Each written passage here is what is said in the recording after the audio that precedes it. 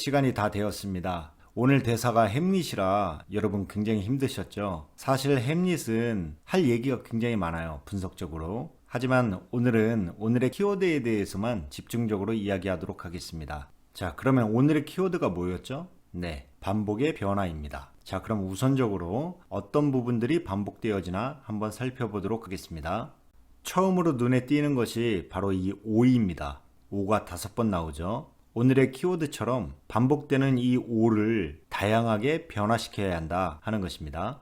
자, 그럼 어떤 방법들이 있을까요? 먼저 이 오를 짧게 하느냐 길게 하느냐, 오 너무도, 오 너무도 이렇게 변화를 줄 수 있고요. 오와 다음 대사를 짧게 하느냐 길게 하느냐, 그 사이를 짧게 하느냐 길게 하느냐, 오 하나님, 오 하나님. 그리고 또 톤으로도 변화를 줄 수 있죠. 오, 오. 톤의 변화가 가능합니다. 그리고 또 볼륨으로도 충분히 변화를 줄 수 있겠죠. 오, 오. 그렇죠. 그리고 또 음색의 변화를 줄 수 있는 가장 다양한 방법 중에 하나입니다. 소리를 굵게 낼 수도 있고 얇게 낼 수도 있고, 소리를 맑게 낼 수도 있고 거칠게 낼 수도 있고, 또 떨림을 줄 수도 있고 음이탈을 이용할 수도 있고요. 또는 호흡을 많이 실어서 낼 수도 있습니다. 그리고 그 밖에 많은 것들이 있겠죠. 하지만 나머지 부분들은 여러분들에게 맡기고 다음으로 넘어갈게요. 또 반복되는 대사가 결혼을입니다. 결혼을이 3번 나오죠. 그런데 이 대사는 힌트가 있어요. 이 결혼을 앞뒤에 문장 부호를 보면 이 결혼을 어떻게 대사 처리할지 힌트가 나옵니다. 첫 번째 결혼을 그 앞에는 말줄임표라고 봐야 되겠죠. 말줄임표가 있고 그 뒤는 쉼표가 있습니다. 두 번째 결혼을 그 앞에는 쉼표가 있고 뒤에 느낌표가 있죠. 세 번째 결혼을 그 앞에 느낌표가 있고 뒤에도 느낌표가 있습니다. 여기서 어떤 힌트를 얻을 수 있느냐? 여러분 생각해 보세요. 이 결혼 때문에 햄릿이 고민하고 있는 건데, 고통을 받고 있는 건데, 결혼이라는 말 자체를 햄릿의 입 밖으로 내뱉고 싶겠어요? 그렇죠? 따라서 이 첫 번째 결혼을 보면 앞에 말줄임표가 있잖아요. 그러니까 본인이 이 결혼이라는 말 자체를 말하기가 너무 힘든 거예요. 목이 메어서 말줄임표가 앞에 있는 거고요. 그리고 힘겹게 결혼을 말하고 난 다음엔 쉬어줘야 되는 거죠. 그래서 쉼표가 있는 겁니다. 두 번째는 그래도 앞에 결혼을 한번 말했기 때문에 조금은 쉽게 말할 수 있지만 그래도 아직은 햄릿한테는 힘들죠. 그래서 쉬어주고 그 다음에 결혼을 다음에는 느낌표가 붙을 수 있는 겁니다. 세 번째 결혼을은 이제는 그 증오와 분노와 미움이 가득 쌓여서 앞에 느낌표가 있어도 뒤에 또한 느낌표가 있을 수 있는 겁니다. 물론 여러분, 작가가 어떻게 연기하라고 문장 보호를 지정해 주는 것은 아닙니다. 제가 분석을 했고 때마침 문장 보호가 그렇게 되어 있기 때문에 여러분들한테 좀 더 쉽게 설명하기 위해서 문장 보호를 예를 들어준 겁니다. 자, 그러면 오늘의 키워드는 여기까지만 하고요. 여러분, 햄릿 하면 떠오르는 게 있지 않습니까? 햄릿 컴플렉스, 우유부단. 그런데 사실 저는 햄릿이 비극으로 끝나는 이유가 햄릿의 성격인 우유부단 때문이다, 이렇게 생각하진 않습니다. 햄릿은 좀 더 신중하고 철두철미하고 이성적이다. 그래서 함부로 행동으로 옮기지 못하는 것이다, 이렇게 생각합니다. 그래도 어찌됐든요, 햄릿의 성격이, 햄릿의 컴플렉스가 우유부단이라고 하니까 이 대사 속에도 우유부단한 대사가 어디에 있는지 한번 찾아보도록 하겠습니다.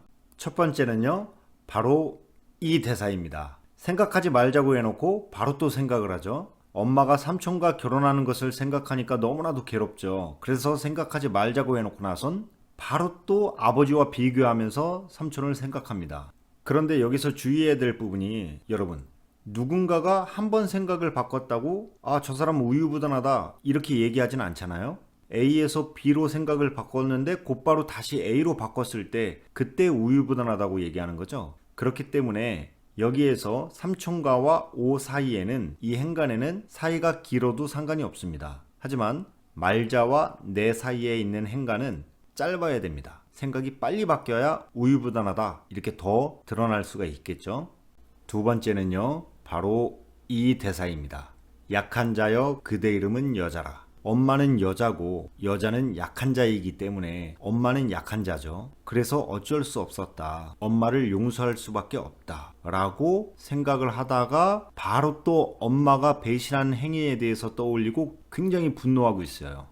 이 대사도 마찬가지죠. 햄릿의 우유부단함을 더 드러내기 위해서 서둘진 못하지와 약한 자여 사이에는 행간이 길어도 상관이 없습니다. 하지만 여자라와 아버지한테 그 사이에는 행간이 짧아야 됩니다. 네, 이 대사는요, 사실 햄릿의 우유부단한 성격을 드러낸다고 그렇게 볼 수는 없습니다. 하지만 어찌됐든 변화하는 거니까 여러분 참고하시라고 설명드립니다. 첫 대사를 볼게요. 오, 너무도 참담하고 더러운 육체여, 차라리 녹아 없어져 버려라. 무엇이 없어지라는 거죠? 네, 육체, 자신의 육체를 없어지라고 하는 거죠. 네, 두 번째 대사는 아니면 하늘의 태양아 모든 것을 혼란에 빠뜨려 버려라. 뭘 빠뜨리라고요? 모든 것을, 자신에서 모든 것으로 확장됐죠. 네, 이렇게 변화한 겁니다. 그리고 이 대사 또한 햄릿의 우유부단한 성격을 드러낸다고 볼 수도 있지만 사실 저는 햄릿의 성격이라기보다는 햄릿이 지금 처해져 있는 상황에 대한 그런 설명으로 보여집니다. 그러니까 참고만 하시고요. 자, 지금까지 햄릿의 성격이 대사에 들어가 있는 부분들 한번 찾아봤습니다. 네, 여기서 마칠까 하다가 전사에 대한 부분을 마지막으로 한번 얘기해 보겠습니다. 이게 독백이라 전사를 찾기가 굉장히 힘드셨죠. 보통 대화의 경우에는 상대방의 대사가 전사가 됩니다. 상대방이 어떤 대사를 할 때 자극을 받아서 반응을 하는 것, 그게 전사가 되죠. 그런데 독백은 전사를 찾기가 굉장히 힘듭니다. 이 대사를 보면 전사는 뻔하죠. 햄릿이 고민하는 거죠. 고민하다가 이 대사가 나온 거죠. 자, 그러면 어떤 고민을 했을까요? 그 고민은 구체적이어야 됩니다. 엄마가 너무나도 빨리 변심을 했기 때문에 아버지를 배신하고 결혼을 했기 때문일까요? 그것도 2달도 안 돼서? 아니면 결혼한 대상이 삼촌하고 결혼을 했기 때문일까요? 그것도 아니면 아버지의 죽음, 그리고 그 왕위를 내가 물려받는 것이 아니라 삼촌이 물려받았기 때문에 그에 따른 고민이었을까요? 네, 이것들이 다 포함되겠죠. 하지만 가장 중요한 것은 맨 마지막에 있는 대사입니다. 이 모든 것들이 결국에는 끝이 좋을 수가 없는 결과로 진행되어질 거라는 걸 햄릿은 알고 있어요. 그래서 어떠한 행동을 해서라도 이 모든 것들을 바로잡고 싶은데 지금 자신의 처지가 어때요? 입도 뻥끗 못하는 처지인 거죠. 그래서 맨 앞에 있는 대사가 너무도 참담하고 더러운 육체여, 차라리 녹아 없어져 버려라. 자기 자신이 너무나도 참담한 거예요. 그리고 자기 자신이 너무나도 더럽게 느껴지는 거죠. 그래서 이 세상에서 자기 자신이 없어졌으면 좋겠다. 이러한 괴로움들로 가득 채워져 있는 상태, 그게 바로 이 대사의 전사인 겁니다. 여러분, 햄릿 하면 가장 유명한 대사가 있죠. 사느냐 죽느냐 그것이 문제로다. 이 대사는 햄릿에서 가장 앞부분에 위치한 대사입니다. 그런데 이미 자기 자신이 죽고 싶을 만큼 괴로움에 빠져 있다. 이것을 이 대사를 통해서 우리는 알 수 있는 것입니다.